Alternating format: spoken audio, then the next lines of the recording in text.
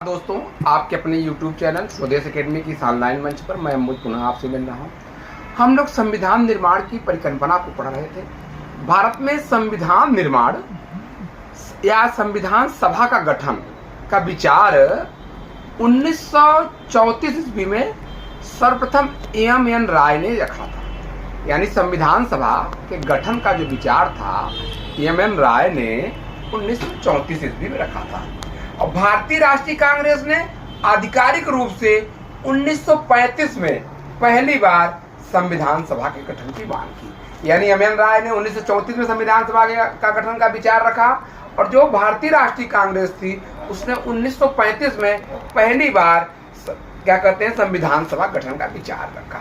1938 ईस्वी में भारतीय राष्ट्रीय कांग्रेस की ओर से पंडित जवाहरलाल नेहरू ने यह घोषणा की कि स्वतंत्र भारत के संविधान का निर्माण वयस्क मताधिकार यानी वयस्क मताधिकार के आधार पर चुनी गई संविधान सभा द्वारा किया जाए।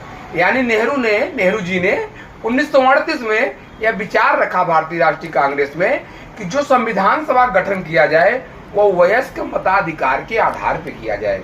और आपको यह मालूम होना चाहिए कि जब ब्रिटिश सरकार ने इसको स्वीकार किया तो उन्होंने पंडित नेहरू की मांग को स्वीकार किया।